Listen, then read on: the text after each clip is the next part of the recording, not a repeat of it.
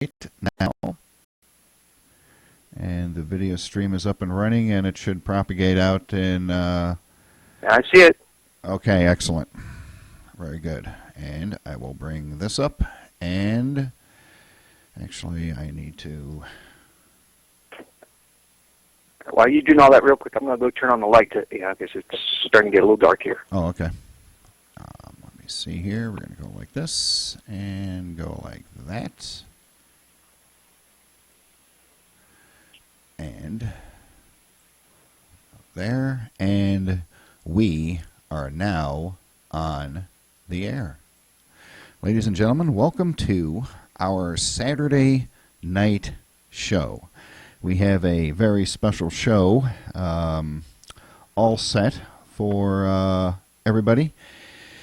As you know, the regular viewers to the show know that every year around this time I do my Apollo 8 tribute, because when I was a little kid, 10 years old exactly, in when they launched Apollo 8 right around Christmas time, I was in grade school, obviously, and they packed everybody in this classroom. There was like they only had a limited number of televisions to go around. That was before televisions were falling out of the sky into everybody's laps.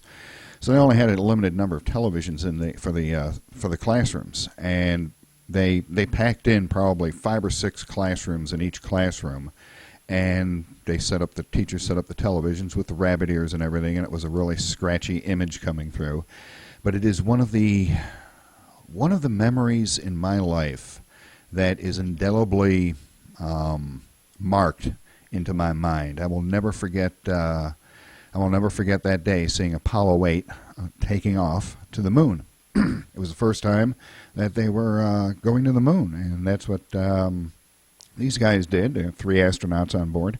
And this year, to commemorate it, I have brand new footage of Apollo 8 during the launch. Some of it was taken with really good cameras, so it's almost high definition quality of an Apollo spacecraft taking off.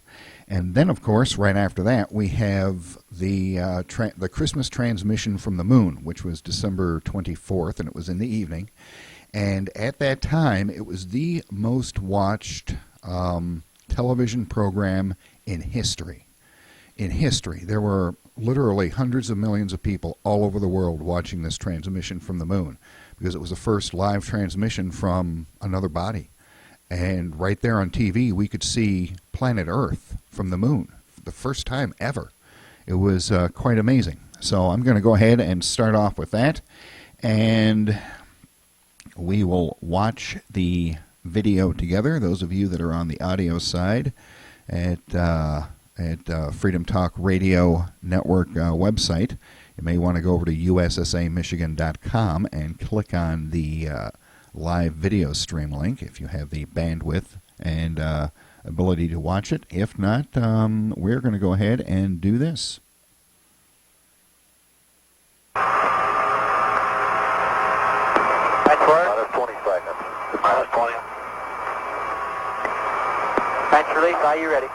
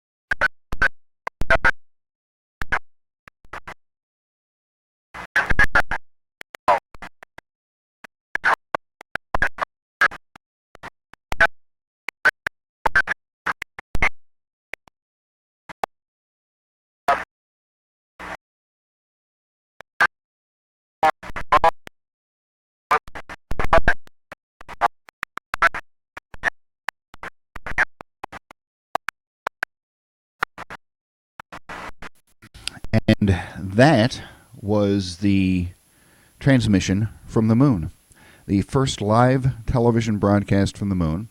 I used some video from a later Apollo mission for that clip because the original one is not very good at all because it was, I think it was just in black and white back then. They didn't have the ability to transmit color images from the moon at that time.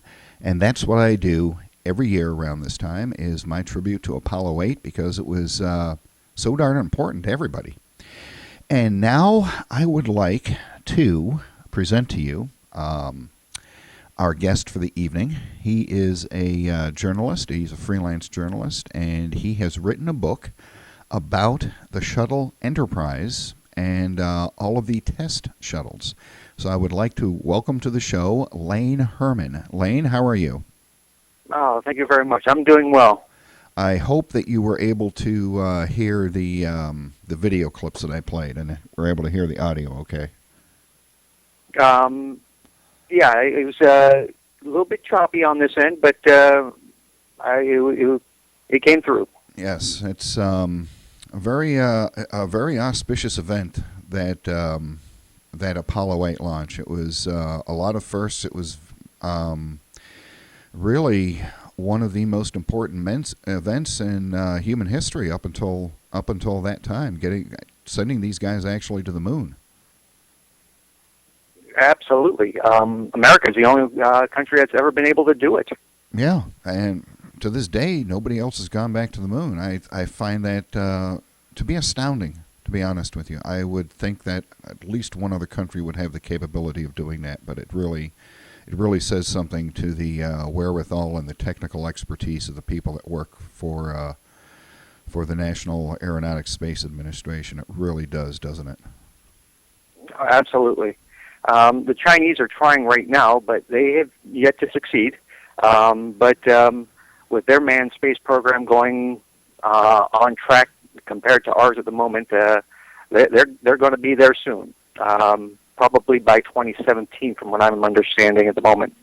Well, I say good luck to them. God bless them for having the ability to do that. It'll be remarkable to have some company up on the moon, to be honest with you, from my point of view. Yeah. The Japanese are also trying, but I don't think that they actually have a fully manned rocket that's operational yet. Well, that'd be great. The Chinese and the Japanese up on the moon at the same time having a fight. That's right. That'd be great. We're going to start World War III on the moon. Anyways, I have been teasing Lane for the past few days about my visit to NASA and what happened on that trip there. So I'm gonna, and I don't think I've ever told this on the air before, and it's a very humorous story. A lot of people, everybody that goes down to NASA, folks, everybody has their own story, their own unique experiences down there, something that happened to them that's unusual or something like that. And this dates back to 1997 to STS-84, and they were taking Michael Foale up to the Mir space station and bringing back Jerry Linenger, a fellow Michigan native who was spending some time on the Mir. And I got the bright idea around January because my ex-wife decided all on her own that we were going to go to Florida. And she actually let me pick where in Florida we were going to go to. So I said, Cocoa Beach, how does that sound? She goes, that sounds good. So around January, and the internet really wasn't what it is today. There was no broadband or anything like that. It was all dial-up. And I started rooting around on the NASA website and found the phone number for their media people. And the reason why I was going to call them is because I had an online newspaper. Back in 1987, I started a BBS called the Ypsilanti Community Information Service, and it was going great guns. And they finally got the internet up and running, and right around the time they came out with the very first web browser, I took the BBS, I shut it down, and I put the whole thing on the internet, pictures and everything. I could do stories in a half an hour. I'd go out, take the photos, have them developed in the house, and I would scan them in with a scanner, and they'd be up online. So, I had a newspaper online, one of the very first ones on the internet, and I called down to NASA, and I said, I'm coming down there in April, and I'd like to know if I could interview an astronaut. And they said, well, we don't really have astronauts that you can interview for anybody. You got to be a journalist and all of that. But give me your information, and we'll get back to you if something comes up. I said, okay. I gave them the address of the website and the phone number for the house. And just as I was about to pound my head on the wall in depression, because by golly, this is something I really wanted to do, the phone rang, and I picked it up, and the guy says, this is Bruce Buckingham. I'm the media director down here at NASA, and I'd like to personally invite you to come down to NASA because I just looked at your website, and I think you would be a great asset. So I said, okay.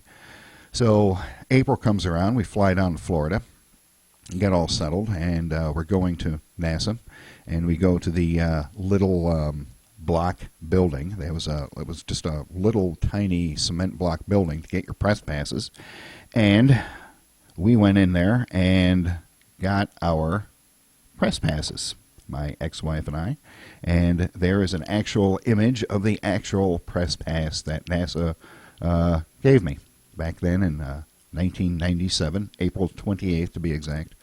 And we got our press passes, and we started driving down the road to the media center down there. And here's an image of that little highway that goes down there. And you can see the assembly building there in the background. It was a very overcast day, which is why the photos look like this.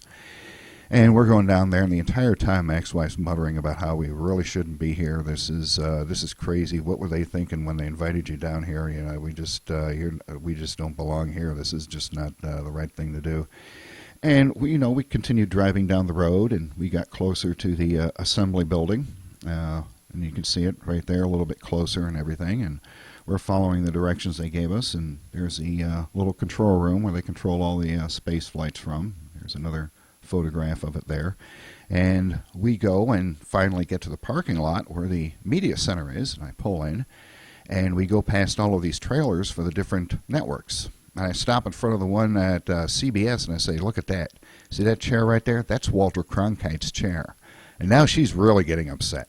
So we finally get to the building, and we get in there, and I meet all the other journalists. I met a guy from Popular Science and another guy from the New York Times. And we're all sitting there on the bench having a great time and everything. And then all of a sudden over the loudspeakers, we hear a voice. And it says, Kathy Zam, please report to the director's office. Kathy Zam, to the director's office. Thank you. And she looks at me, and I look at her, and she goes, what's going on? And I said, I don't have any idea, but you better go and see what the heck they want. I figured that somebody overheard her complaining and crabbing about how we shouldn't be there and wanted to know what the heck she was talking about. And she goes into the media director's office, Bruce Buckingham's office, and she's in there for about 10 minutes. And then she comes out, and she's not wearing her clothes, which is rather odd. Well, as it turns out, she had gone to NASA with me, and she was wearing shorts and this T-shirt with no arms on it. And Bruce Buckingham said, this is a active launch area, and you can't have that type of a shirt or shorts on. You have to be wearing long pants and at least a T-shirt. And she said, well, never mind then. I'm just going to stay here. And he goes, this is a secure facility. You can't stay here. And your husband has worked a long, hard time to get here. And try on these coveralls. So she puts on these genuine NASA coveralls, and it's like 40 times too big for her. So he's thinking for a minute, and he goes, you know what? My secretary's about your size.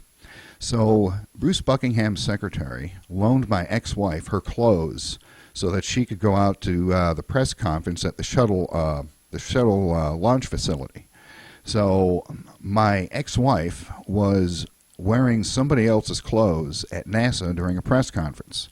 And we get over to the press conference area, and we drive by where the shuttle is, and this is how close we were to the shuttle. It's how the press conference was right there at the launch facility. And you can see there's some of the one of the astronauts that went up on the shuttle, and that's the journalist there from Popular Science, I believe. And there's the same astronaut again. And you can see right here is the press conference. And I will point out right along here and along here, these are the cables that are used for the emergency extraction of the shuttle crew. If something happens to the shuttle, they get in these baskets and they fly down these wires, and they get down to the bottom. And at that time, they had just gotten a hold of a armored personnel carrier that they would get down there, hop in the armored personnel carrier, and take off while the shuttle's blowing up, or there's some other problem with the launch. So that was the reason for this press conference, and they're asking all of these questions and everything, and all the journalists get to ask one question apiece during the press conference. And right here is Michael Foale. You can see he is answering the question that I asked him. And the question that I asked is, Mike, you're going up to the Mir space station, which is pretty old at this time. Do you have any concerns about the safety of the facility? And he said, oh, no, it's great. Everything's going to be fine. And, of course, he took off on the space shuttle a couple of weeks later and went up to the Mir space station. About a week after that, one of the Progress resupply ships ran into the thing and put a big dent in it. And then a few weeks after that, the place caught fire and burned up all of his personal belongings. And I've always wanted to ask him the follow-up question, Mike, what do you think about it now? But I never got the chance to do that. And there's some more images of the press conference there. And that is my story of the time that I was at NASA. How do you like that one, Elaine? Well, it's not surprising at all. I think it's actually pretty great. That was something last year. I had gone, and I was actually on board, one of the last people to climb on board Space Shuttle Atlantis before the door was closed and it was locked up permanently. And there was another media person there that he was sent from another news outlet, and he arrived in shorts and flip-flops. And they said, you have open-toed shoes, you're not allowed in. And you're wearing shorts, you're not allowed in. And so here he drove all the way out there, and he was denied his chance to go on the space shuttle. Now, you're in the clean room there in the video that you're showing. Yes. And you see all the names on the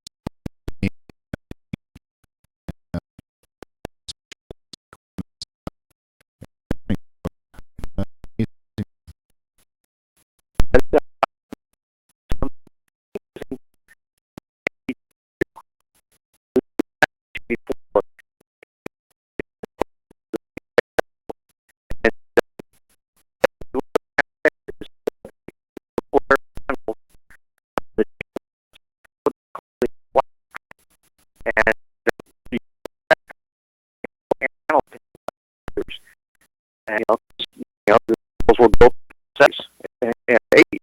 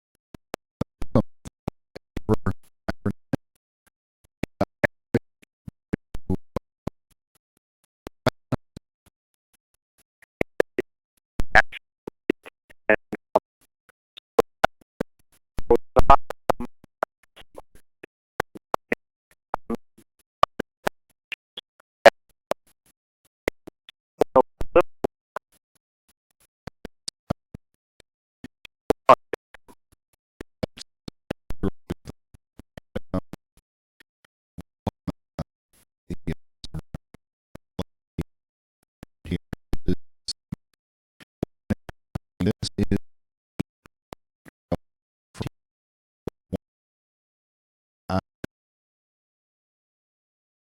some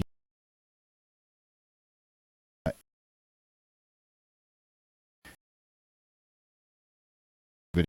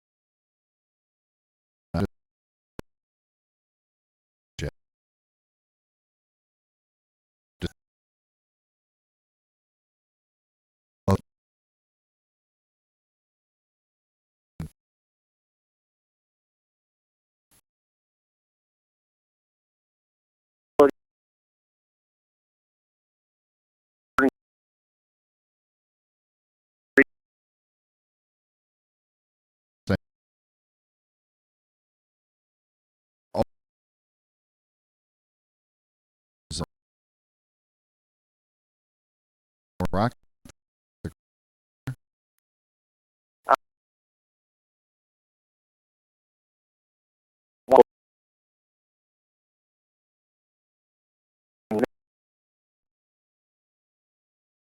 Basically,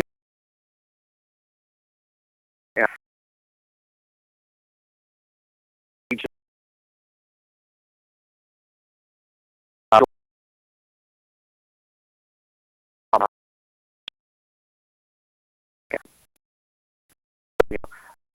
They're watching out on this one. That is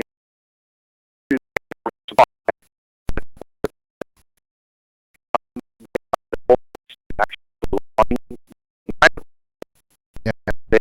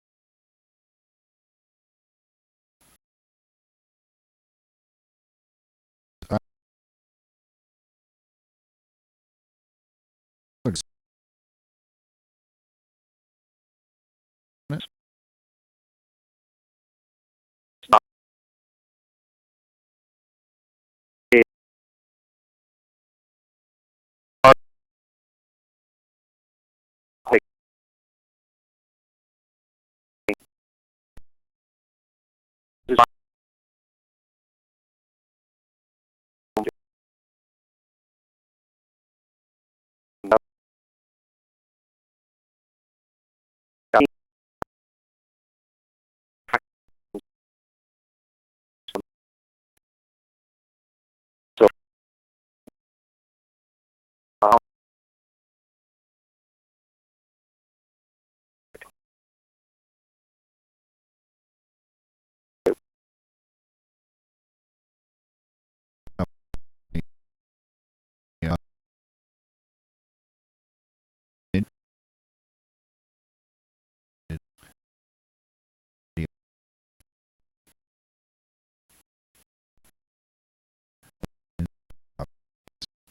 yeah.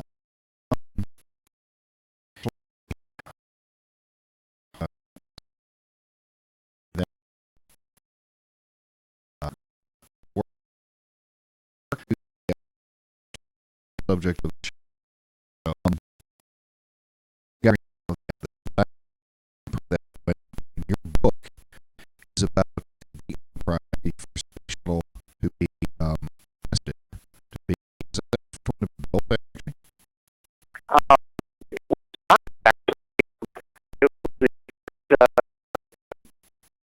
I was working. I built,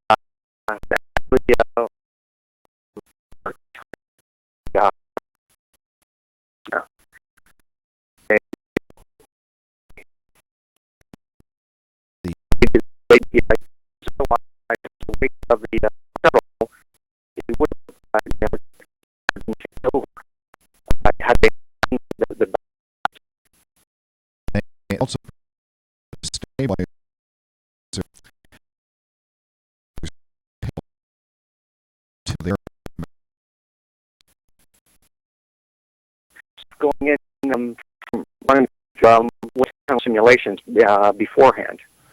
I think so. That was a very big important part of their testing before they even took off the ground. And I think there we go. There's a on the screen there. Okay. This is actually from Lane's book, and this is one of the diagrams that he has in it. You can see the stabilizers that I'm talking about right there on the tail of the aircraft. And that's what they did. And I also understand on that 747, they also had themselves a crew ejection system for the first flights of it, didn't they? Yes, they did. It was only for the approach and takeoff, landing testing.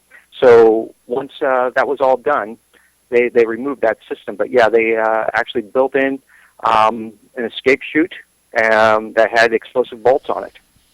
That's amazing. Was it? Did they have like a ejection getting back to seats? your ballast question? It was 1,400 pounds of iron and another 7,000 pounds of gravel that they added all that into the nose of the 747 as corrective balance. That's a lot of weight. It's a lot of weight. That's amazing that thing could actually get off the ground with that much weight on it. Well, they had upgraded the engines too in preparation for that. Yeah, did they? Was that the same 747 they used to shuttle them back from the West Coast when the shuttles were landing there? Yeah, they did, and I believe they had to make 5 stops along the way just to get from California to Florida. They had to stop for fuel because it was a long, slow journey. I imagine that would have eaten up just a ton of fuel. Flying with that much weight, holy cow! Between the fuel and the wind and everything, they had to be very careful flying. So it was one of those things where they just they took their time with it.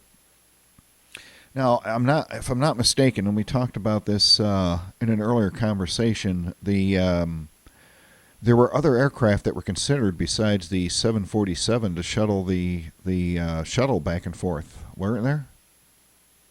Yeah, and it was pretty amazing, that they had considered, doing other aircraft.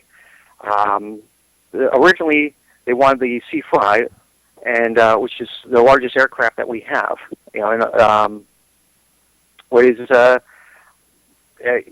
It's just the aerodynamics didn't work because you got the space shuttle with a low wingspan, and the C-5 has a high wingspan.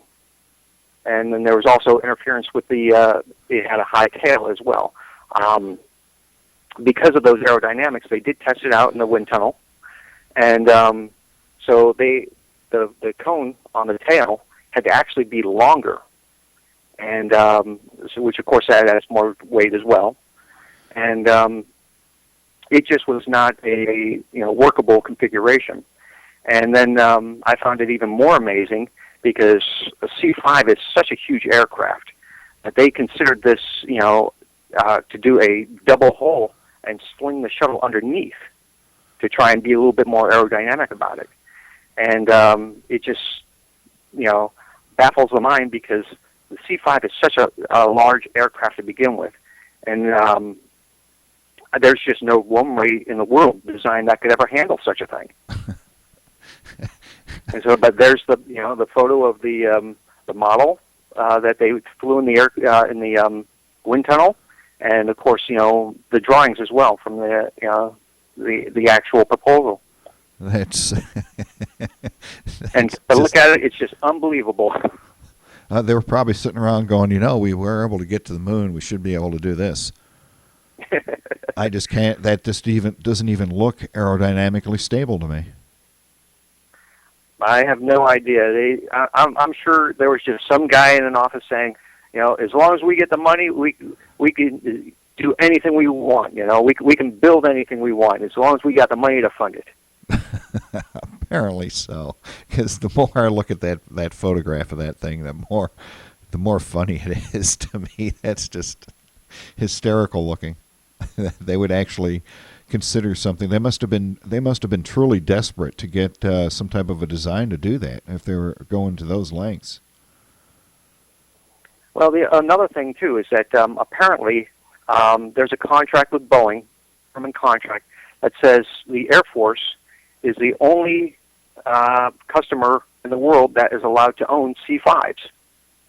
And so NASA would have had to report to the Air Force and get a loan from them in order to get the aircraft itself. So that was another reason that helped make the things a little bit easier to use a 747, because the very first one that they used, it was from American Airlines. They purchased it. It was a used one. Both shuttle carriers that they had, there was only ever two. They were both used aircraft that they converted and upgraded. I always wondered why the American Airlines stripes are still on the side of that 747. Yeah, they took the name off. There are some rare photos that you can see the American name on there a little bit, mm-hmm. But it wasn't until I want to say it was either 83 or 84 where they finally went and changed the colors and painted it officially to the what we are all accustomed to, the NASA blue. That's another interesting part of the story. They got a used aircraft from American Airlines. Did both of them come from American Airlines? No, the second one, which they purchased in the 90s when they were building Endeavour, and Endeavour was the first one to use it, actually. That one came from Japan Airlines. Oh, okay, JAL. Was that there's different series of 747s, folks. There's 100, 200, and the 400. I think there might be a 300 too. And I think the first one they used was a 100 series. Do you know what series the second one was? Let me look it up here. I've got it in my book. Excellent. I want to say it's a 300 series, but that's off the top of my head at the moment. I want to get my facts straight here for you. It would have had a heavier airframe on it, too. Yeah, it would be. I'm one of those crazy fools that goes to air shows and takes a ton of photographs of aircraft. It's one of my hobbies. Well, it's just one of those things. I think that kind of goes along with space. You just got a love for it. Yes, I have seen some amazing things at air shows too. Let's see the.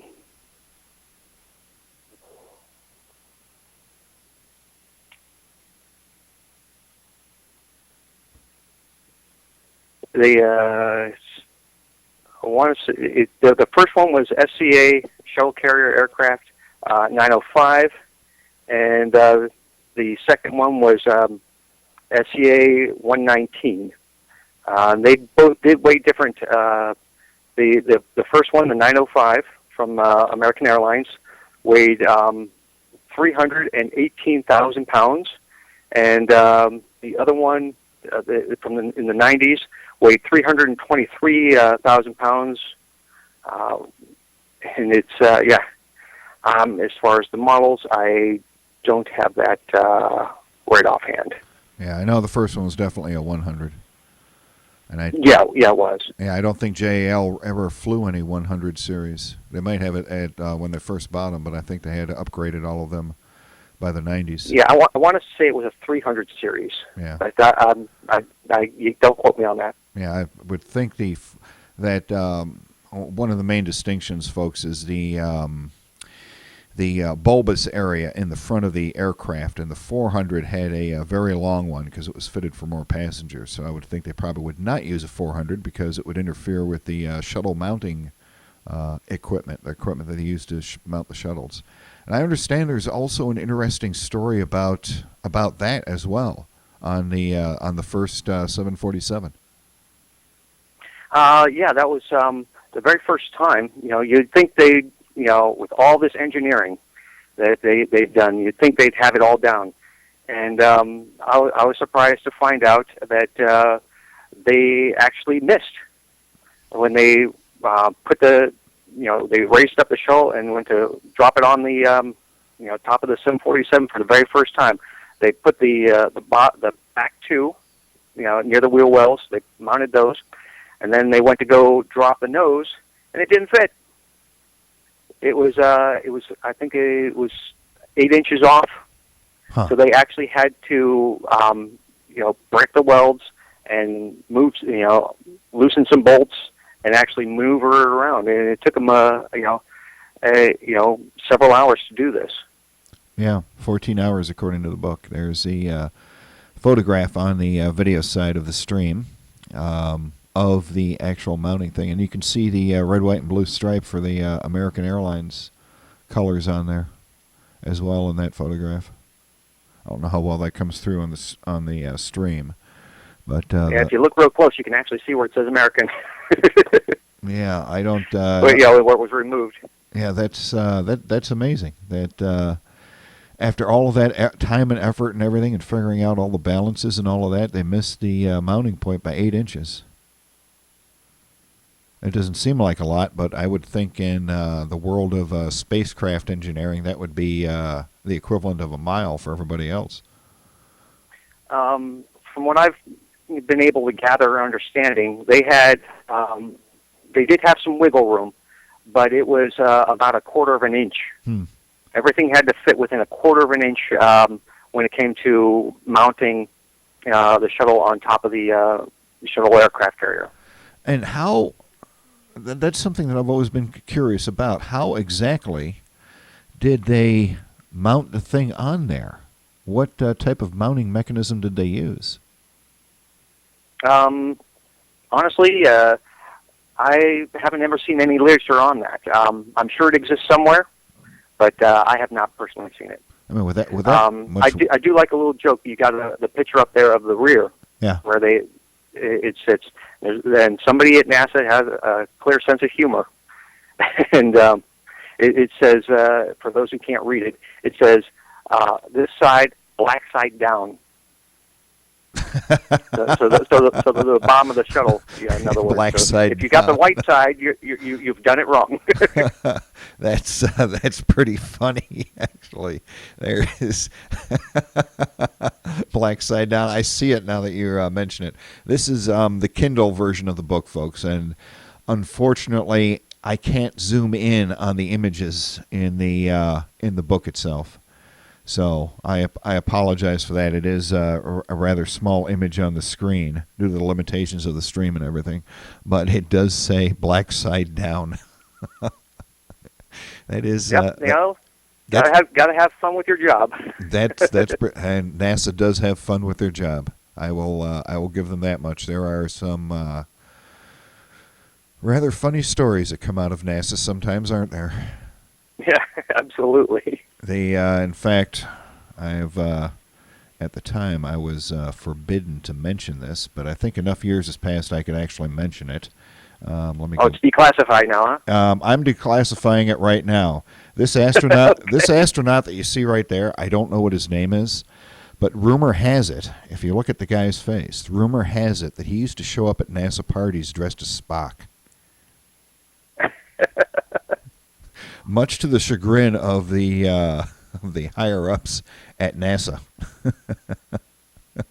And actually, speaking of that, since I'm on the subject of these photographs again, the vehicle assembly building that the folks see right there, with a lot of the changes that have been going on at NASA, they're actually allowing some people up on the roof of that now, aren't they?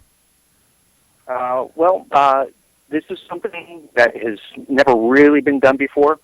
I was fortunate a couple of weeks ago when there was an Atlas V launch that it was sending what was called Maven, and basically it's a satellite that's going to Mars, and it's going to explore and check out Mars' atmosphere.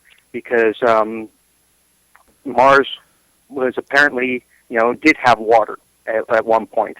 Apparently, it was a lot like Earth, and it lost its atmosphere. So we're going to actually find out why it lost its atmosphere, and why it's what little it does have, is being stripped away every day apparently.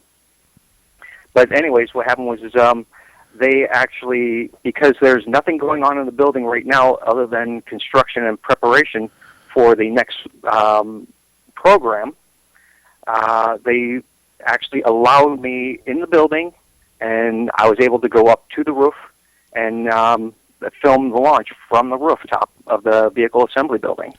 And what we're looking at right here, folks, is one of the images that Lane sent me via email. That was a photograph I took of, that's pad 39A right there that you're looking at. It's right there, pad 39A. The world-famous pad 39A. And let me scroll through these here real quick. There's another image. What facility is that? The one with those towers? Is that the SpaceX launch facility right there? No. What you just circled, that was that's pad 39A. No, it's probably SpaceX is not in this right now. What you're looking at there, that is the Atlas V launch pad with the that's you can see it in the it's really hard to see with this particular image, but the rocket is there. You're looking at the back of the launch tower. The three towers that you see there, those are the lightning towers that have been put in since the end of the space shuttle program, or towards the end of the space shuttle program. Oh, okay, I got you now. Those lightning towers are now required by NASA.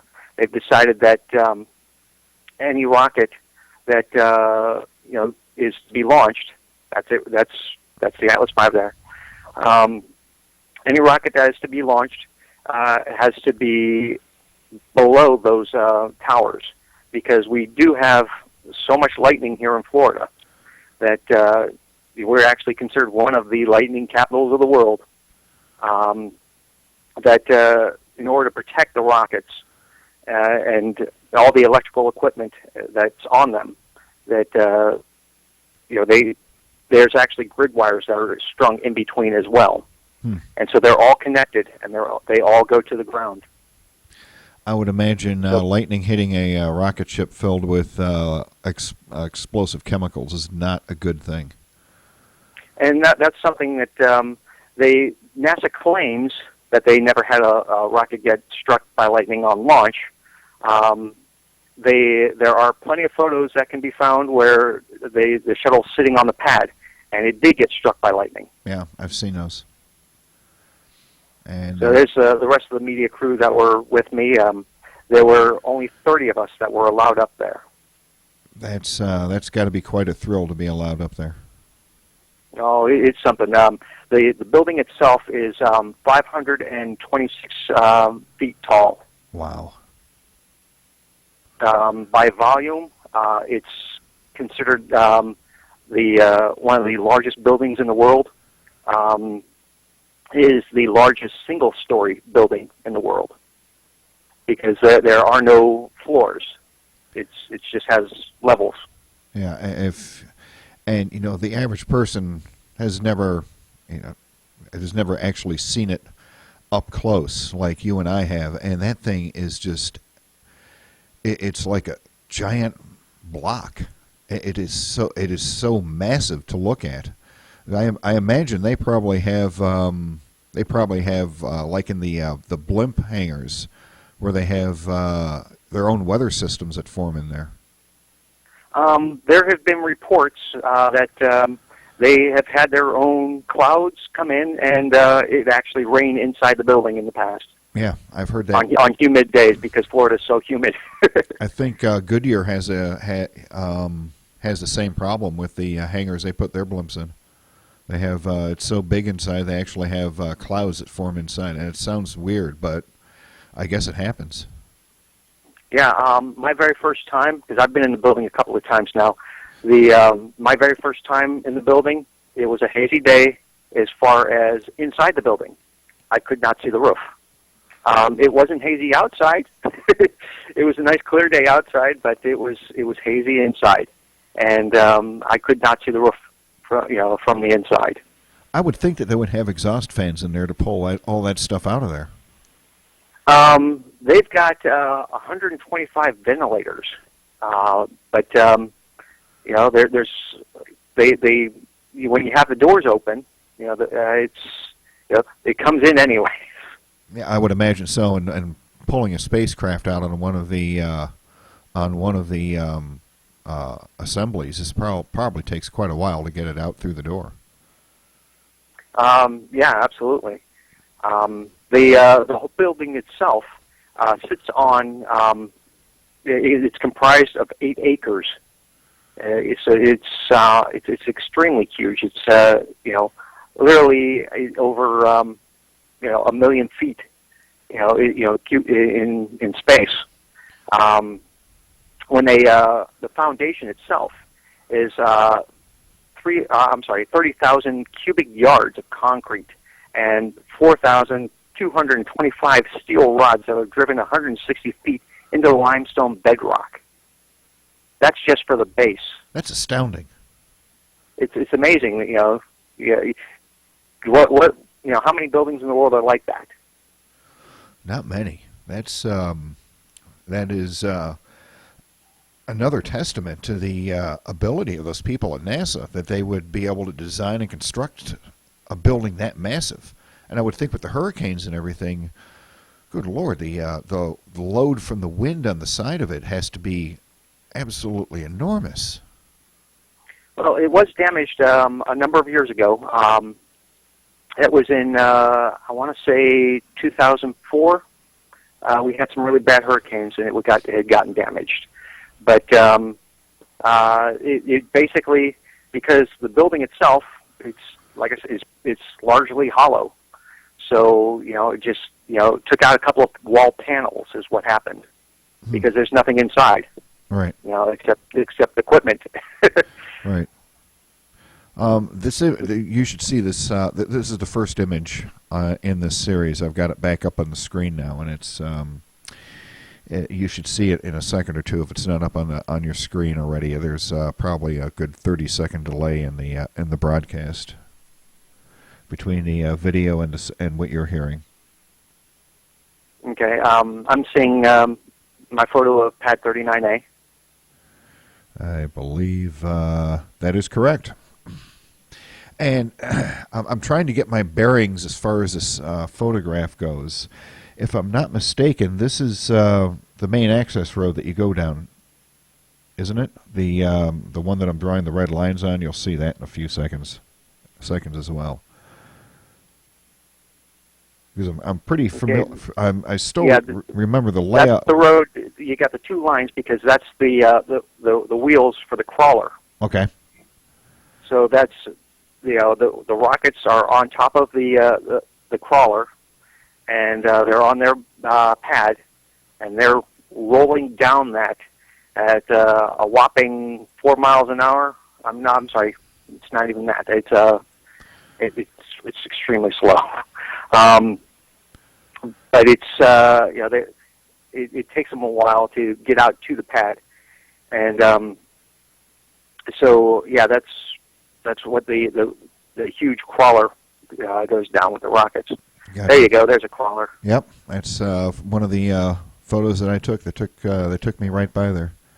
They were when I was down there. That Bruce Buckingham was really nice. I mean, he was pointing everything out to me. That's one of the crawlers. That's the limestone base that they go on and everything. It was pretty amazing. The media people down there are really, really very nice people, aren't they?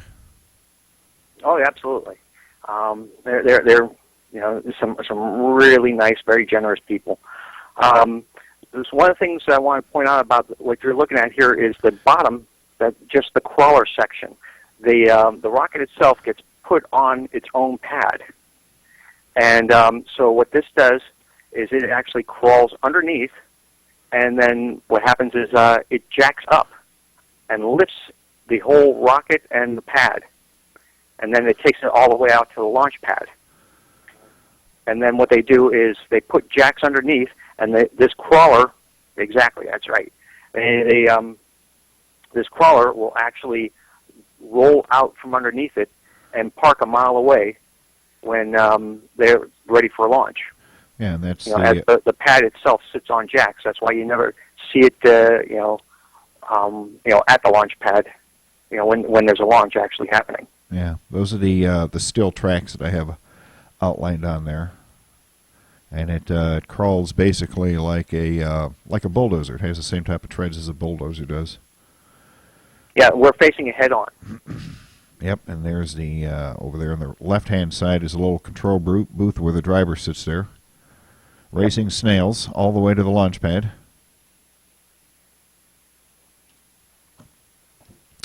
And that's what one of the crawlers looks like.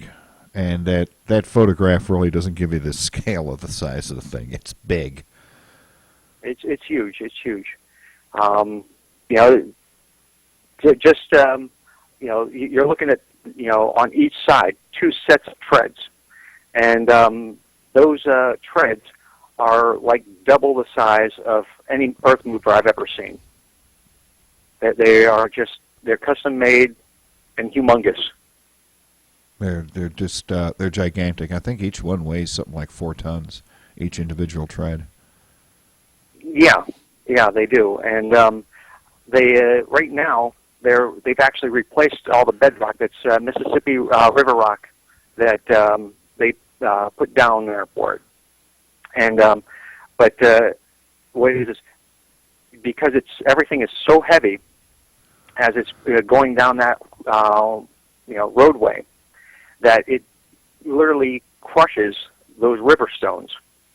And so the river stones are between 1 to 3 inches big, but you can actually see where the crawler's gone in the past, and those are crushed down to pebbles, because even though it's going slow, it's not destroying and pulverizing them, but what it is it's kind of grinding them down like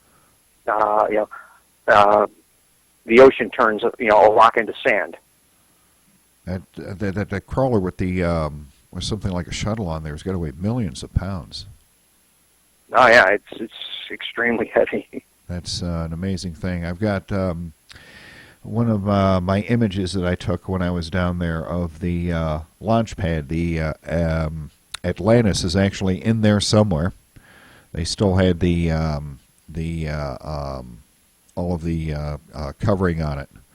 I forget what they call those. The arm that wraps around it when it's on the launch pad before launch to protect it, so they can do work on it and everything. And I have a question about the crew escape system that they used on that. Was that something that they seriously expected would work if there was a catastrophic explosion? Yeah, that was something they came up with in the Apollo days. That because things are so volatile, you're dealing with some extreme temperatures, and you're dealing with extreme fuels. So you've got liquid oxygen and liquid hydrogen, and the boiling temperature of liquid oxygen is minus 243 degrees, I think it is. That's where it starts to boil. And then hydrogen is over 400 and or minus 400, and so things are very dangerous, especially if those two get mixed, because we know what happens. And obviously, that's what we get the combustion to give us the lift. Yeah. And but there's also vapors, that are dangerous as well. And so yes, if something go wrong, that was their escape system. That they literally got into baskets and hit a lever and they slid down. That was what they demonstrated during that press conference, because that's what the actual conference was for, is because they had just upgraded the crew escape system. And I'm going to draw where the cables are. There's one cable there and one cable over here. And where I'm going to draw this circle right now, that's the little catch fence that the basket bumps into when it gets down to the ground. Yeah, they ran right into nets. Yep, right into the nets. You can see the nets in the photograph. And what they had done at that time is they had just gotten a hold of and were using that right there. That's an armored personnel carrier. And that was right at the end where the baskets go, and they were supposed to come down to baskets and hop in there because it was flame and explosion proof. So that was the, I believe this was the first launch they were going to have that standing by in case there was a problem. So they were demonstrating that. That was also something very interesting about that. Yeah, that looks like an M2, an early M2 Bradley. I may be wrong. Yep, exactly. But, it's personnel carrier. That's exactly what it was. And I've got, let me see here. And everybody was putting, there we go. Everybody was putting their stickers and whatnot on there. You know, their flight patches. And that flight patch right there where you see the fingers putting it on is the flight patch that you see right there. The patch for STS-84. So that was a pretty interesting interesting time to be able to see that because they were demonstrating all the safety features on it and everything. And they, you know, of course, they did the demonstration of the baskets flying down there and all of that stuff. That was a lot of fun. What were the differences between the different shuttles?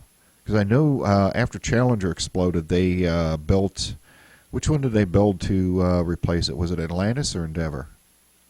That was Endeavour. Okay. Atlantis was built, was the last one built in the series in the 80s. And I believe that was 84. That was, you know, it was finished and first flew. But yeah, each one of the shuttles, they were all different. You know, Columbia had the most, you know, tiles on it, and was the heaviest of the shuttles. And what it is they had developed thermal blankets after that, where they were able to make, you know, they were able to remove some of the tiles and make them lighter, the shuttles lighter. But they also had different performance characteristics as well. One of the things about Challenger is it wasn't originally supposed to be a shuttle. It was designed just for testing for the structures. And what it was is it was actually you know, done just for stress and testing different materials. And so Challenger was actually the strongest of all of the shuttles that were built structural-wise, but it was also the lightest of all the shuttles that were ever built as well. Wow. And there it is on the screen. It was originally designated as STA-099. Structural test article, yes. Yeah, and there's that's something that I never knew, and I thought I knew a lot about the shuttle program. That was something that I never knew, that Challenger was actually the test shuttle. Now, was that the very first one they built, or was Enterprise, or was there one before Enterprise? It was actually, and I don't have it in my book, unfortunately. I have a picture of Enterprise being built right next to Challenger. Huh. You know, when they were at Rockwell, they actually sat next to each other as they were being built, and there were signs that said, you know, this one over here is Challenger, and this one over here is Enterprise. Right. Don't be putting the wrong stuff, because one's made out of balsa wood. That's right. We're not launching the one made out of balsa wood into space. Well, they originally intended to, but they wanted to do that after, you know, the testing when it came to the glide tests for the ALT program. So there would have just been too many modifications they'd have to do to it to make it space-worthy. Well, that was what they had discovered when they went and they had done some tests. After they all flight tests, they were doing some other testing, and they found, because President Jimmy Carter, gave his approval to round out, and he actually gave a number of how many to build. And so they went to look at Enterprise, because they actually had missions scheduled for it. But they also found that with the things that they found as they were doing the testing, that it wasn't feasible to actually convert to Enterprise at all. They would actually, because they actually have capsules for the crew. They're pressurized capsules. So the crew cabin itself is separate from the rest of the vehicle. So in order to meet the crew cabin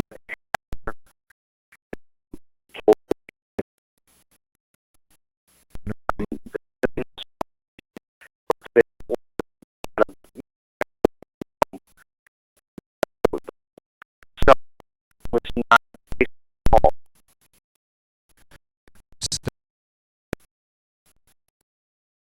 Another part most people don't know, files, the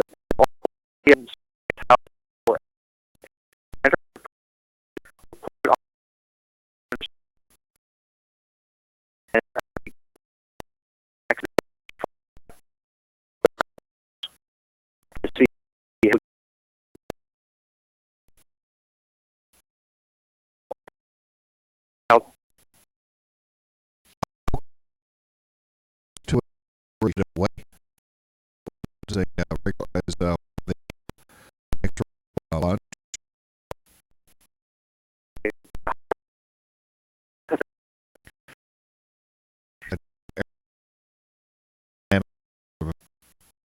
That's what it is.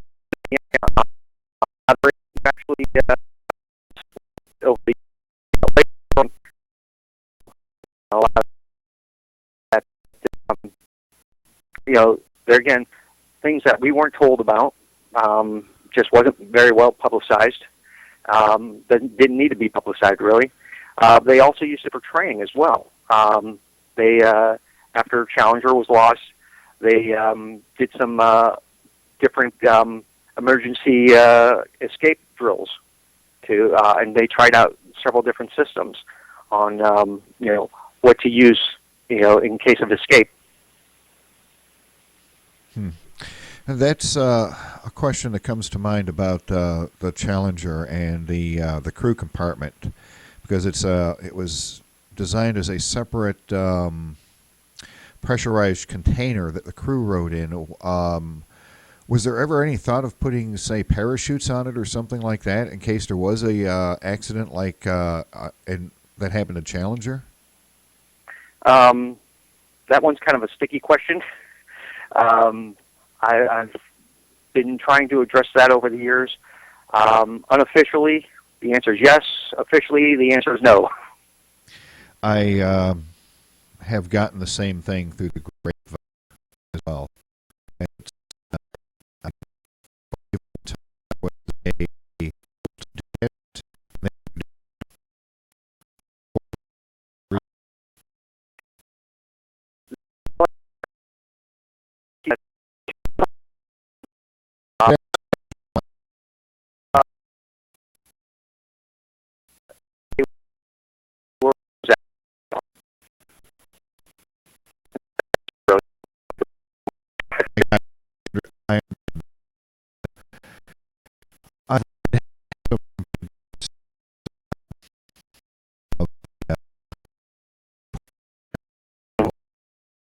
It's the things that I've always wondered about, because I have a vivid imagination, you can just imagine what it was, and so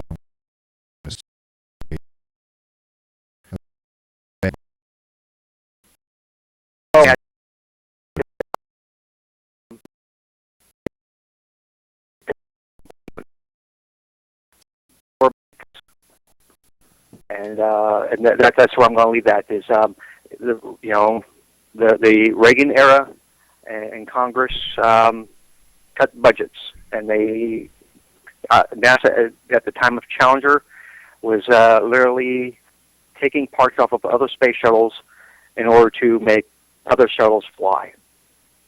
Yes, I have heard that, and I know everybody knows the stories of the O-rings and everything else, and the cuts that they took on the solid rocket boosters that they corrected after that. But it was just a very, very sad thing. Well, the whole thing with the solid rocket boosters is something that they had always been upgrading them. It's not always what we're shown, and so they were always working on them, always trying to improve. They did the same thing with all of the parts over the years. There, as far as external tanks, there were 3 different designs that actually flew when it came to the external tanks. So, and that's something that, again, that it's just, one of those things that gets glossed over and is not really talked about much. Just some of the designs that they were always working on and always trying to fix and improve. No, I know on the external tanks, I remember the first one was painted, and then they stripped the paint off of them to give it more cargo holding ability. And then there was foam on them, and then didn't they take the foam off or do something with the foam to keep it from hitting the shuttle? Well, what they did was there has always been foam on all of them. The very first 3 actually had were painted, and that was almost a ton of paint there. Wow. By not painting it, they saved almost a ton. So that gave them more weight to add equipment and larger satellites. Now, when it came to modifying the foam, there again, that as they were able to go through the years, and you see, okay, we need foam here. That's more important in this section, and we can shave off foam here because it's not needed as much. At any given point, you had 3 inches of foam, and depending on where foam was needed, you could get anywhere up to 8 to 10 inches of foam on that external tank. And why was the foam on there? I know why, but the audience doesn't. So why was the foam on there? Well, there again, they were dealing with the liquid oxygen and liquid hydrogen. I've already talked about how cold those are. And so they need to be insulated because it's constantly evaporating as well. And so having the tank insulated helped keep the tank at its workable, manageable temperature where it didn't warm up and boil so fast. So that's one of the things that always bugs me about. They say, "Oh, Challenger blew up because it was cold that day." Well, you're already dealing with some extreme cold temperatures to begin with. So that really wasn't the case. I addressed that in my book where the Enterprise had gone out to Kennedy and was put on an external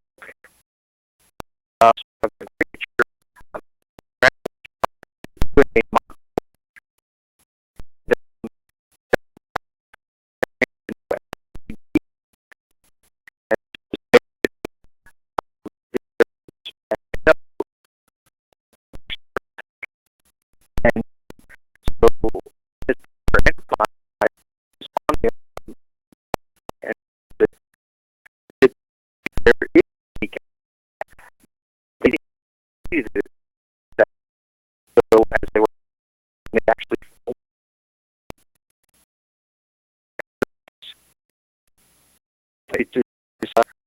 they saw forming, and so they had to make. Interesting.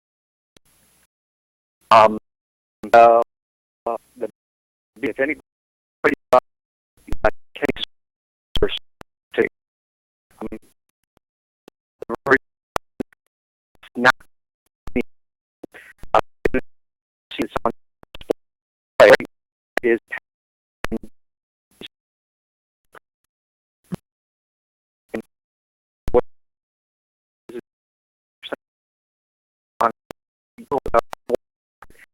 there's some you know what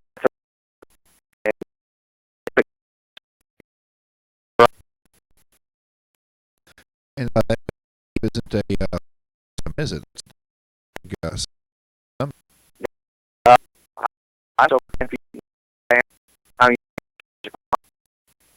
That is, it's pretty big. The picture that I have in my book, there's actually a man on top, walking around on top of it. There, near the railing. let me see if I can pull that up. What we're watching right now is a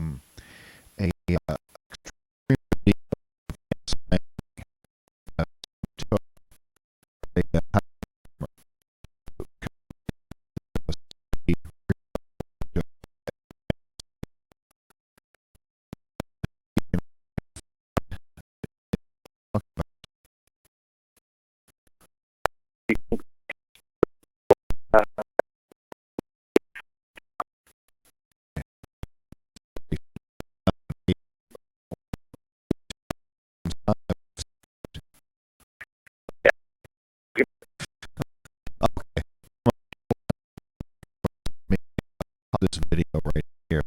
You guys got to see this video before the end of the show. It's a fantastic video of it of Atlantis landing. There is the Enterprise sitting at the launch tower without the beanie cap.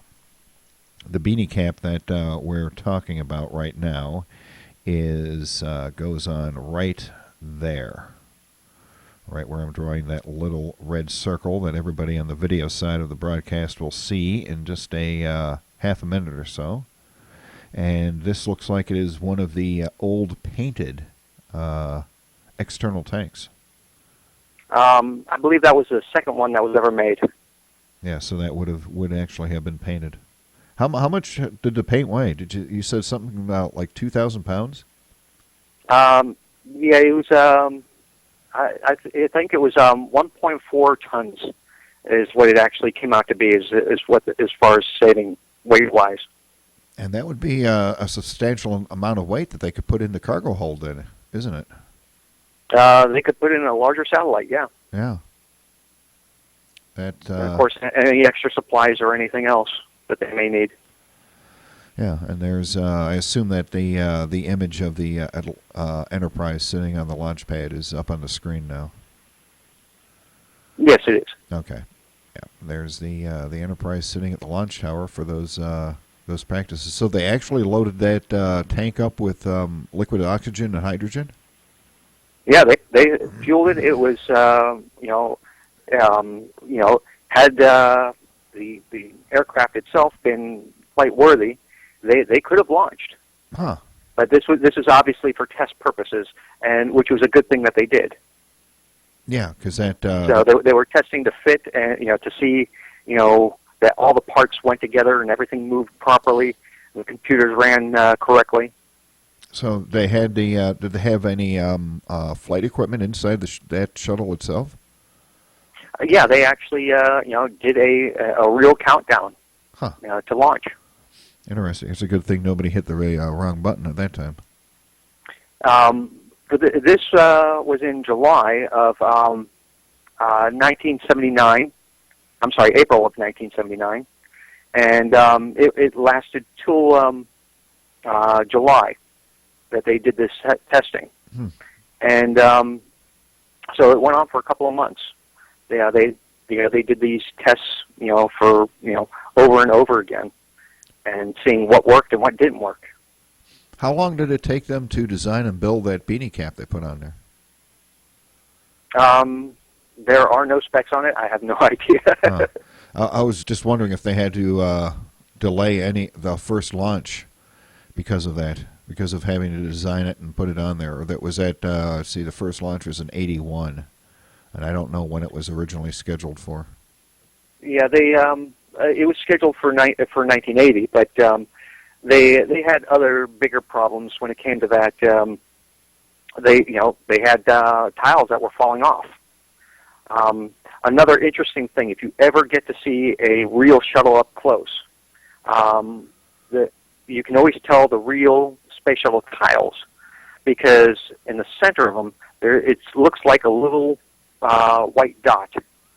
And they found out later on, after the first couple of launches, that they had a problem with because the way these tiles are designed, they're silicon, they're very light, but they can dissipate heat really quickly. But they are also very absorbent of water. And so even in space, they would accumulate, as they're coming down into the atmosphere, they would accumulate moisture. And so as they're coming down, as they're getting ready to enter the atmosphere, they have rigged up a system for each individual tile that they would actually inject nitrogen into the space shuttle tiles. And so if you look at the one that's got the chip there, so yeah, you can see that little circle, that little dot there. That's where the nitrogen would be injected into the tile as they're coming into the Earth's atmosphere. So that way it would force out any moisture that was in the tile. So they would do this in flight? They would do that in flight, yes. Wow, that's amazing. What? And that was something that I had never even heard about until last year when I went aboard Atlantis, and one of the technicians that works on the shuttle was pointing it out to me and specifically telling me.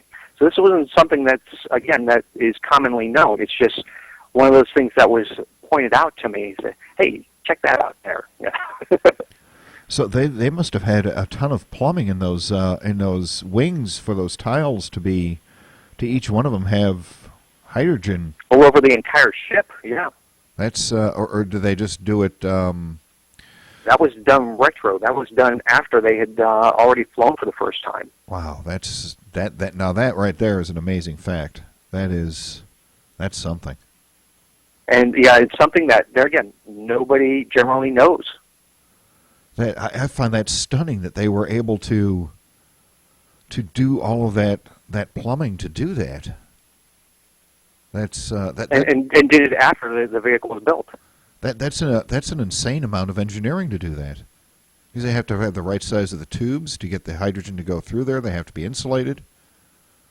That's amazing. Of course, the tanks as well. Yeah, I would imagine they probably had separate tanks for that, just in case the shuttle had exhausted its fuel. Mm-hmm. Wow, that's that's amazing that they did that. I'm stunned. I really am. Yeah, the things you learn. That's I have no words to describe my thoughts on that, to be honest with you, and that's a very unusual event. It's just an astounding feat to be done on a craft that was already built, and having to work around everything else that that moves on the aircraft. Yeah, and or in this case, spacecraft. So because it was both. They would have had to remove panels from the wings to get in there because the wings aren't. There's not enough space in the wings for somebody to crawl through there. Well, everything is it's just strange because of the of all that had to be done. There are some areas that can be crawled in, but other areas clearly very tight. That's it would have to be done externally. That's amazing. You also associated with the book, and let me get the cover for the book back up again, because the book is Enterprise, Everything You Need to Know, plus the Test Shuttles by Hermann. And if I'm not mistaken, it's also on sale at Amazon now, isn't it? It's on a Black Friday special at the moment. Okay. On Amazon, it's normally 10% off, and if you enter in the code, all capital letters, book deal, when you go to checkout, you get an extra 30% off. Okay, book deal and all caps. And all caps. I've got the Kindle version of this, and I would imagine the coffee table version of it is quite astounding. This would make, if you got a family member that is into the space program, and pretty much everybody's got an uncle or a grandfather that's into the space program, they would love getting something like this for Christmas. In fact, if That's another thing too. Right now, if you buy the book, an actual printed copy of the book, that you actually can go back, even if you've already purchased one in the past, and you can get the Kindle version for 99 cents. wow. And how much is the book? How much does a book regularly cost on Amazon for the printed version? The book is normally $14.95, and it's got a discount of 10% right now, which is $1.50 off. And then, of course, you add your 30% in. That's good until tomorrow. It's good through tomorrow, December 1st. Okay. For the Black Friday special. Yeah, I might order a few of those myself. To be honest with you, because I know people that would love to get that copy of that book for Christmas. And you also have a Facebook page that I'm going to bring up on the video stream with some amazing images and drawings on there of the early versions of the space shuttle, the concepts of it.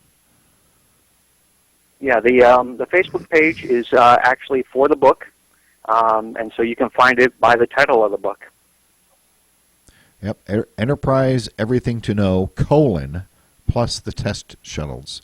I would think if you put in Enterprise Everything to Know, Facebook would come up with it, and you're seeing the images there. Some of those concepts they had, this one looks rather like a Concorde, to be honest with you.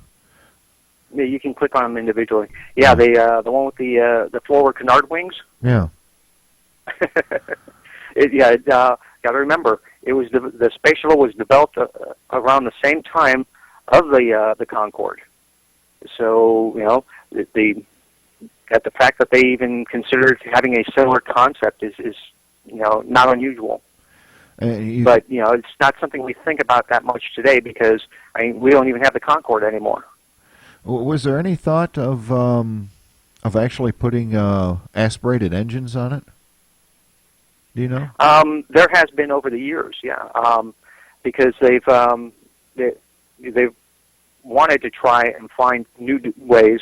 They're always looking to improve the space shuttles, and that was one of the things was to they talk about putting rockets under the wings or on top of the wings, and they also talked about air-breathing engines to potentially fly off of the top of another aircraft, piggyback, and try and take off that way, rather than using the solid rocket boosters or the external tank with the liquid fuel.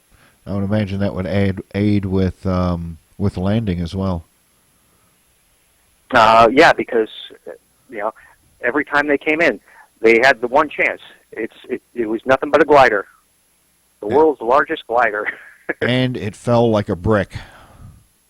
Yeah, absolutely. So if they ever missed, they would have been in trouble. Big trouble. Unfortunately, they never did miss. Let me see here. Here's one from 1972. I'm going to put that up on the screen. Tell us about during the launches. I am aware of only one instance, but there may have been more, where on one of the shuttle launches, I think it was actually the Challenger, I think, where one of the engines failed and they had to do an abort on one of the launches. Were there any other instances of that happening? No, there were not. That was called a launch to abort. Basically they couldn't get to their original planned orbit, so they would go for a low Earth orbit. And what happened was that was on Challenger. Charles Bolden was actually the flight commander. Charles Bolden is the current head of NASA, and but he was the commander on that particular flight.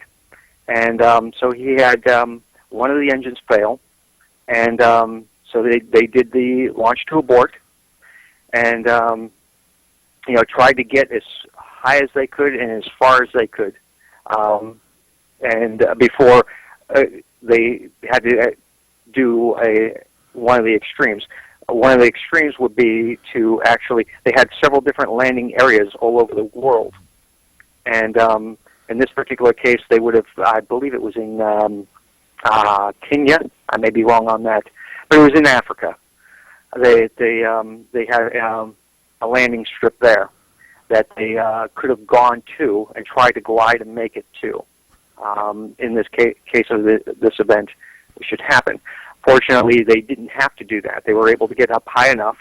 And what is not reported is that just as they got to the point where they thought they would be fine, they lost a second engine, and that's not reported. Huh.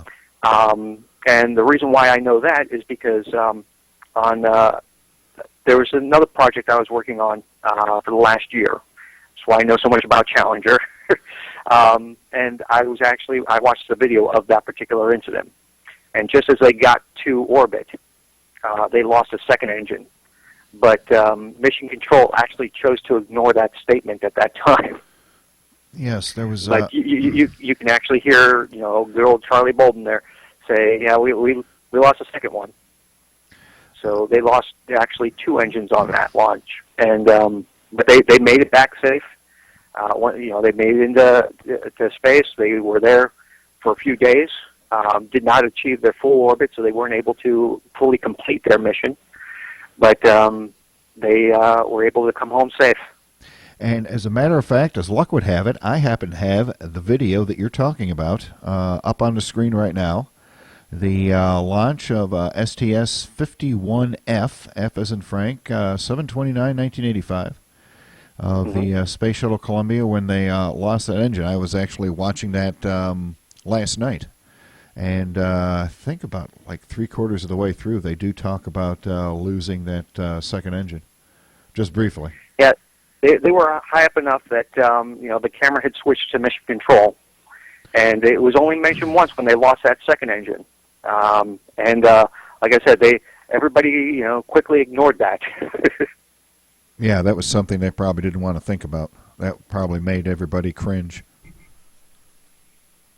Well, they finally they literally just a second before had achieved a workable orbit without having to try and come back to Earth.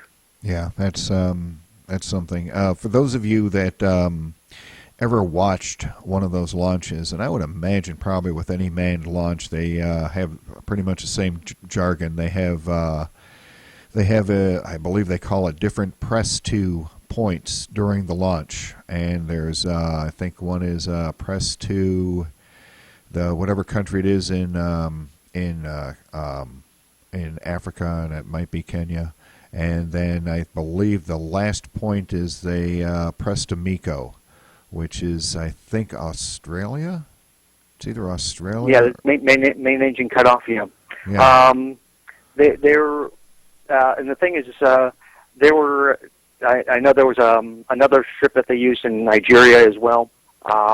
They actually changed strips over the years several times, and that's why I'm kind of hazy on which particular one they were going to.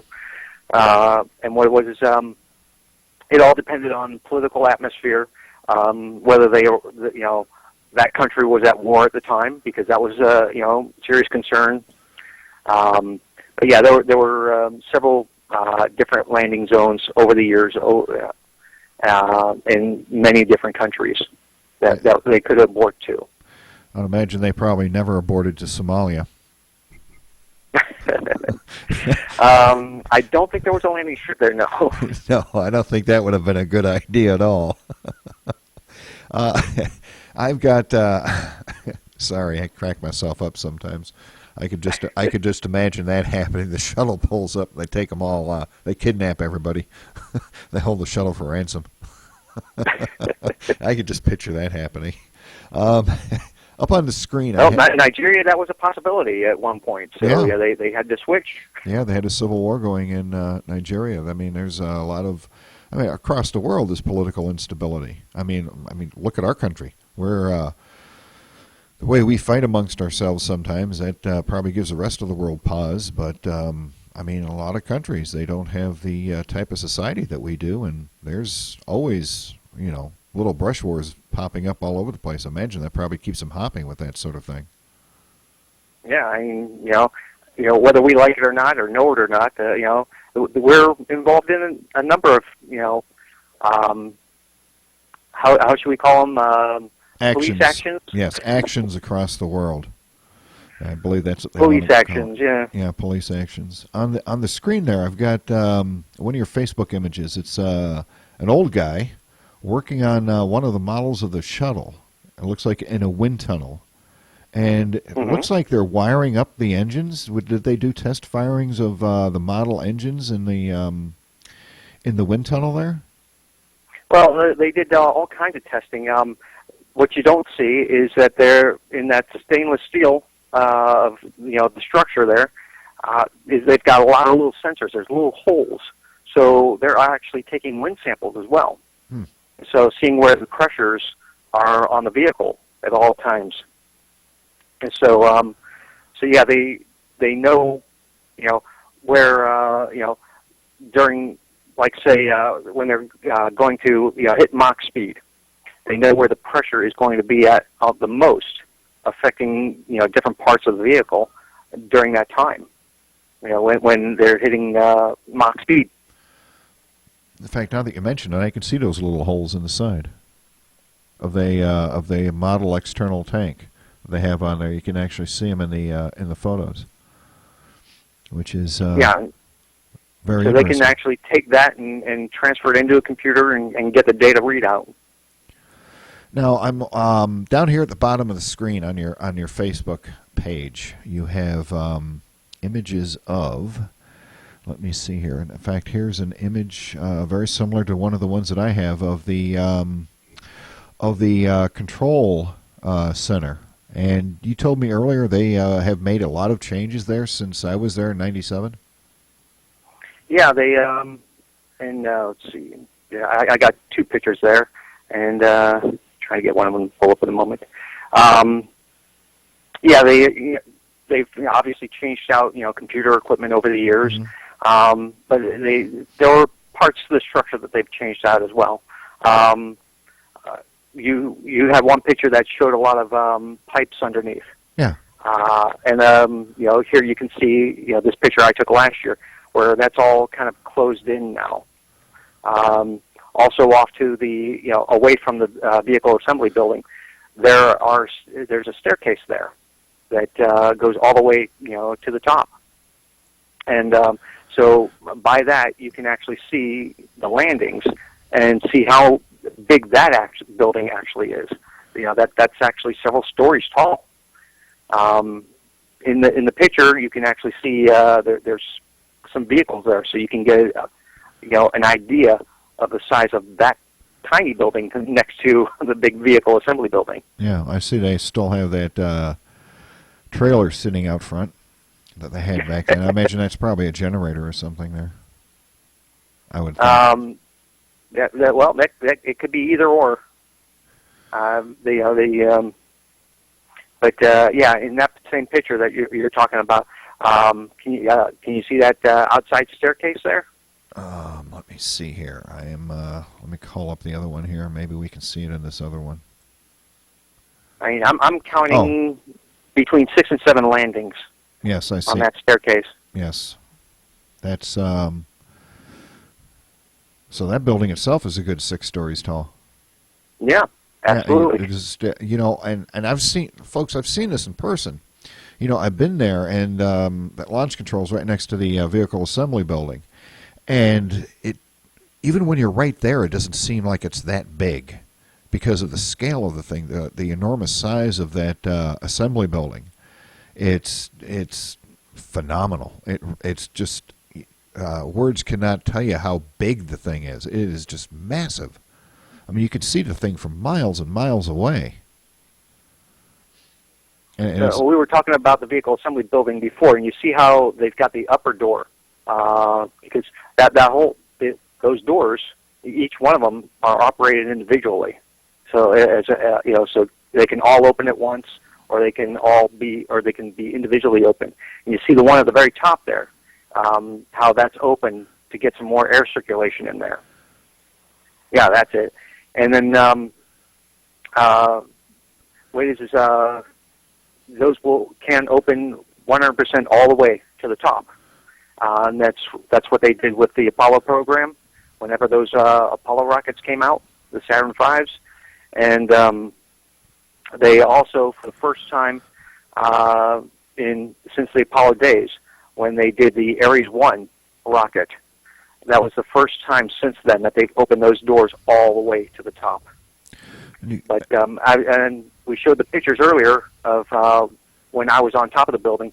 I was actually in between those two doors. So when I was on top of the roof there. And that's huge all by itself. And I've got, you'll see it in a second, but I've got the individual photo of the VAB up there with the tail end of one of the shuttles sticking out the side. And you can see, actually, let me get rid of that title there. There you go. You can That's actually Atlantis. I took that picture last year. And the shuttle itself is 5 stories tall. So that tells you, that gives you an idea of the size of that building. And you can see this little red pickup truck over here. If you look at that little red pickup truck, that gives you a real size of the scale of that thing. Now, it's just a massive building. Is that is it concrete, or is it made out of totally out of steel? It's I'd say 90% steel. That's I gave you the specs on it earlier, but that was just for the base of it. Yeah. So it's just amazing, that it's, and they built this in 1965. So it's just amazing what they were able to achieve with it. It is. For that particular building. And let me see here. I think we're actually about out of time. Believe it or not, I've totally lost track of time here. I told my wife earlier before we came on the air. I said this is going to be a great show. This is going to be one of the easiest shows I've ever done. And usually after about the first hour, you're thinking, okay, now what are we going to talk about for a little while? But that hasn't happened on this particular case. Now, one of the images you have on your Facebook page is this one right here. This is what exactly is this image that's right here? Because I've never seen that before. Okay, what that is that was in the vehicle processing building. Mm-hmm. Where there were 4 of those buildings, so that they could have 4 different shuttles being worked on it all at the same time. Each one had their a building that they could go into. And what I took this picture because I found it rather interesting. This is the fire control system for that building. So if there should be a fire in the building, this is the control panel, and so you can see how it's broken up into zones, and they show where the shuttle is actually sitting inside the building, because when it came in, there was a girder system that actually wrapped around it, so that they could actually be up right next to the shuttle and not have any problems as far as reaching and getting something on the outside. Huh. So they could actually work on it, and that was a 6-story structure in itself inside the building. And that's the fire control. That's that's another astounding fact about the shuttle. Yeah, I mean, there's it's just one of those things that you just don't see anywhere. Yeah, this is the first time I've ever not something that they just went and they're publishing. Yeah, that's that's what I like about talking to people in certain industries, Lane, is that you get all of the little details, so that in your mind's eye you can build in your imagination what it's actually like to be there. And that's amazing. What does the inside of the vehicle assembly building smell like? Does it smell like grease and oil, like a garage, or is it like 100% clean? Well, they have clean rooms, and so Yeah, it's got Florida. Sand blows around, and so you got dust and dirt everywhere. But they got doors that close up, and then so they can keep a nice pure environment. But when you're going into a shuttle, you had to go through the clean room first. That room that we saw with all the signatures on the walls. Mm-hmm. And so yeah, anything that you had like a watch on, you had to tape it. They gave you tape. You had to either take it off or you had to tape it. If you were wearing rings, you had to take them off. And then of course you had to put on a clean suit, a bunny suit. Yeah. And so a cloth suit that dressed from head to toe, and same thing. They cover your shoes and hair nets, and so you're in a clean environment. Believe it or not, I actually have one of those suits. One of the problems was they go up into space, and just even a little bit of dirt from your shoe, it's going to start floating around once they're up there in space. So, and of course, that can get into instruments and whatnot, and foul up equipment. So, yeah, there was a real concern. I would imagine so. Yeah, I've actually got one of those clean suits that's used for a totally different purpose in fire recovery, disaster recovery, because the people that do that, after a fire, it's a pretty toxic atmosphere, so you have to wear one of those clean suits when you go into a burned out building right after the fire, so that you don't expose yourself to toxic chemicals. Well, that was reminds me of an interesting fact that a lot of people don't know, is that just before Columbia launched for the very first time, a month before, that they had an accident. That they had some guys that were working in the rear engine compartment, and so they're inside the shuttle, where the engines are, and they had a leak, and those guys got asphyxiated. They died. So before Columbia even left the ground for the very first time, 3 people died on board that shuttle. So basically, that thing was cursed. I wouldn't say it was cursed, but it's just one of those little interesting factoids that you just, again, you don't really hear about too much. I've heard it get referenced briefly in some documentaries in the past, but it's just something that you don't normally hear about. You just generally don't know. That before it even left the ground for the first time, that people had already died on board. That's another amazing fact. Those shuttles, they're almost like a living creature, because they're so darn complicated. They got so much plumbing and electrical stuff in there. They have their own personality, don't they? I've heard many astronauts say that because, especially when it's loaded with fuel, it's creaking and it's groaning because of the fuels and the temperatures of the fuels. That it does feel like it's alive, and it's talking to you, and it's ready to go. Yeah, when I was at NASA, I was being able to get up to the Atlantis like that was something. You could just feel the power coming off of those things. It's just they're like, I always thought of them as kind of like the dragster going into space, because they accelerated so fast and had so much raw power. Oh, absolutely. Just the acceleration curve on those things was absolutely astounding. They, towards, I think in the 2000s, around 2005, 2006, NASA TV started having the telemetry on the screen along with the launch when you watched it online. And you could see how fast the thing was accelerating. And I watched it a couple of times there, and my wife's in the kitchen, and I'm in the living room. I go, honey, come here and look at this. This thing's already past the speed of sound. It's hardly even off the ground. Well, there again, that's why one of the reasons why I wanted to cover the test shuttles in my book. there was a test structure that's considered a shuttle. It was only known by the name 098 because originally, when Congress approved, none of the shuttles had names.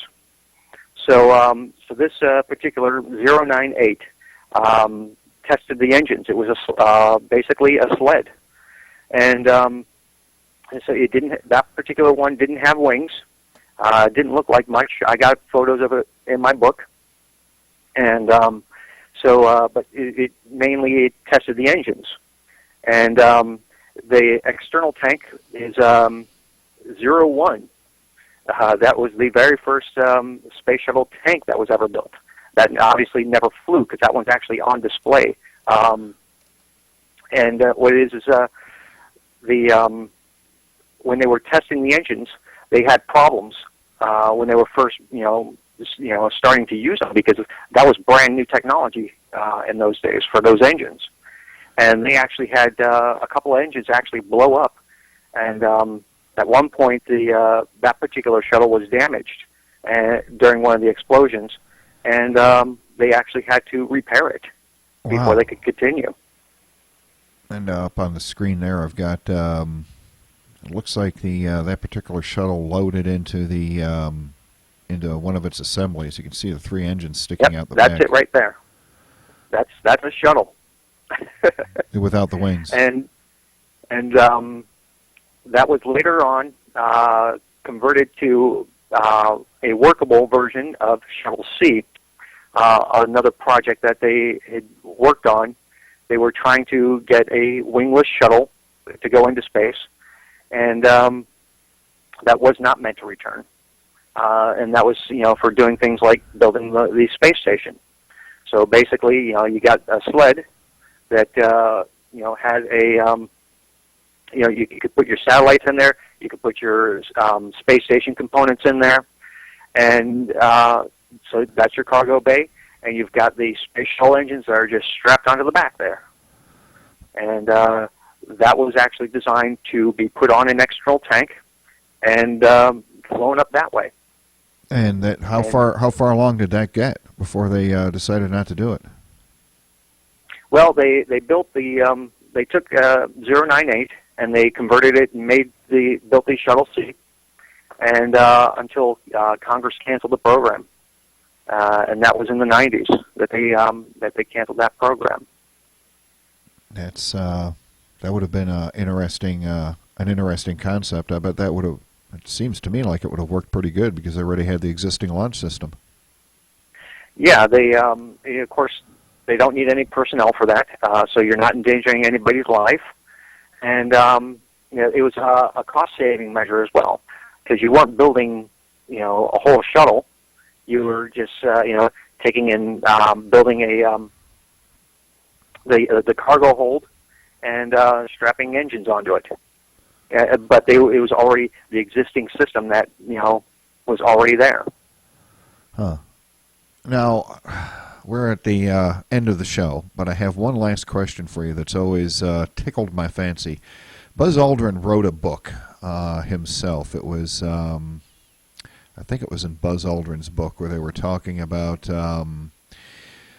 building up the industry in low Earth orbit, building space stations and whatnot. And in that book, Aldrin was talking about the concept of keeping the external tank strapped to the shuttle all the way up into orbit to use the external tanks as the basis for building habitats in space. Was there any thought of actually doing that? I don't imagine Buzz Aldrin. I mean, he's one of the guys that walked on the moon. I would imagine somebody would have. Well, first of all, Buzz Aldrin, he's a very funny guy. He's always he's a very interesting fella, and he's jokes around a lot. But no, that was actually, to my knowledge, anyways, a serious concept, and there were a couple of problems with that. The thing was, they were always progressing with the program. They were always trying to find ways to make the shuttle lighter, and the external tank was part of that system. So the walls were made thinner constantly, and they were always testing out, trying to see how thin they can make the walls of the external tank without actually them cracking and breaking. If you remember, towards the end of the shuttle program, they actually did have some cracking problems where they actually delayed a few launches. I think Endeavour had a few issues where it was sitting at the launch pad, and they found cracks, and they actually had to drain the tanks because they'd already filled them, and they had to actually go in and weld and fix these problems. But the other problem was for them to go into space with the external tank. The problem is they've got plumbing inside, for the hydrogen and the oxygen tanks, and so now you got to figure out a way to put a door on the thing and open it up and get that plumbing out. Yeah. And then what do you do with it? You've got these huge tanks now, that are inside, the structure. And so what do you do with that? And then you got to also have other doors, if you're going to use it as a space station and you're going to connect it to other parts, you've got to, figure out a way to connect them and get doors for people to pass between. Right. So a lot more engineering would have to have been done. And I think after Challenger loss, that they were spending so much money on, doing improvements and fixing a whole laundry list of safety issues that they had at that time, that it was just, they had too much else going on that they needed to worry about first. And where I agree, it seems like a very economical way to do things. I'm all for it personally. If you can figure out a way to do it, let's do it. Take it to strap some extra boosters on it and send it to the moon. Yeah, that's one of the things that he was talking about in the book. They using larger solid rocket boosters to give it more boost, to get it to a higher speed, to get it into orbit. And I think in the book, it was called Encounter with Tiber, if I'm not mistaken. And he's written several books. Yeah, and this is one, I've read this book about 5 times, and it's always a very entertaining book. And I think his concept was they drop off the external tanks in a lower orbit than the shuttle was actually going to be in. So they would basically wait longer to jettison the external tank, and the external tank would be in a low Earth orbit, and they would move it up into a higher Earth orbit before the orbit decayed. Well, another thing, too, that here again, it's something that's not very well talked about. If you ever look at any pictures of the external tank just after it's jettisoned, you'll see that both the bottom is no longer the rusty color that the foam is. You'll see that it's actually charred black. And if you look at the nose of it, too, if you can see a picture of the top of it, that the friction of it actually going through the atmosphere has actually burned as well. And so you got both the nose and the bottom are blackened, on the foam of that external tank. One's from the friction of the force of, the speed that they're going, and the other one is actually burned from the exhaust, from the engines of the shuttle itself, and the 2 SRBs. That's disturbing to think about. Yeah, and that was something that NASA was always doing, is that they were always concerned about that. One of the very first things they had, and they did this on every single shuttle flight, somebody was designated to grab a camera. And as soon as that external tank was ejected, on every single flight, they filmed that external tank. And they were looking at it and sending those images back to NASA, down to Houston to be examined, because they wanted to know what kind of condition that was in and what kind of damage it had received during launch. And that's probably why they wound up mounting those high-definition cameras all over the outside of the shuttle then. Towards the end of the program? Yeah. yeah, they were looking at everything. Yeah, I mean, it wasn't just for entertainment purposes. They were doing it probably as part of the system to, see what kind of damage was on it. Yeah, they added more cameras, obviously, after the Columbia incident, Yeah. and the foam strike. Yeah, so Because they had cameras then, but there wasn't that many, because again they were trying to save weight, and of course each one of those cameras cost money as well. So right. I mean they were when it came to Challenger, they were cutting corners everywhere at that point. Right.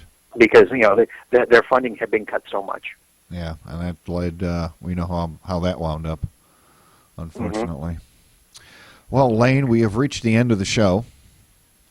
I thank you very much for coming on the show. We went through those 2 hours so quickly; it was unbelievable.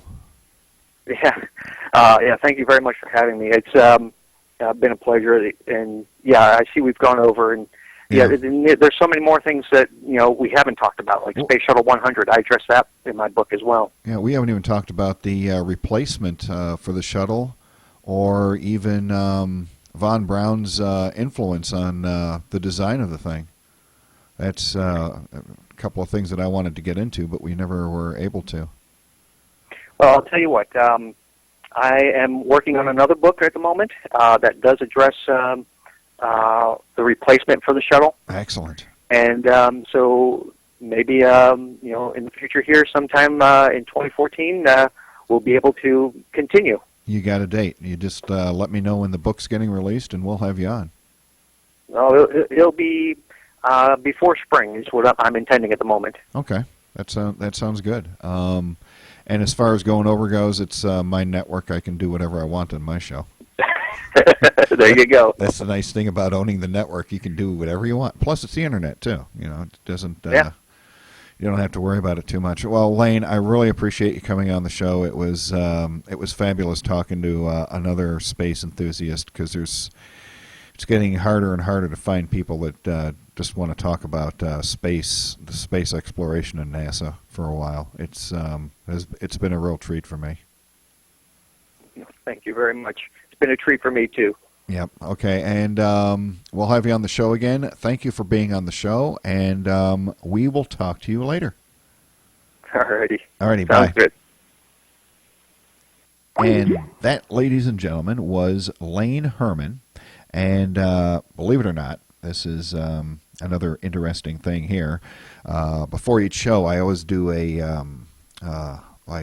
pre-production interview with the guests, as many of them as I can. Sometimes it's just not possible because they have a publicity agent and they're extremely busy people.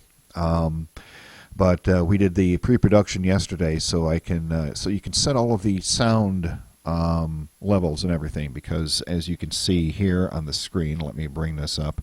This is our Shoutcast broadcaster. It doesn't look like it's very much, but it is a pretty advanced piece of software, even though it looks very simple. It's sending out the signal over the internet to our Shoutcast server that does the sound, and it also records the show. And the other one I can't show you because it's designed not to be seen is the video encoder, which is far more advanced than the Shoutcast one.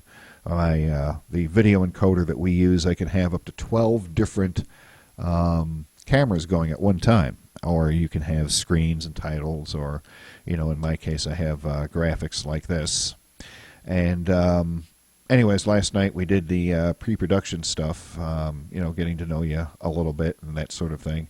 And I think last 5 minutes of the conversation that we had, it went on for about a half an hour.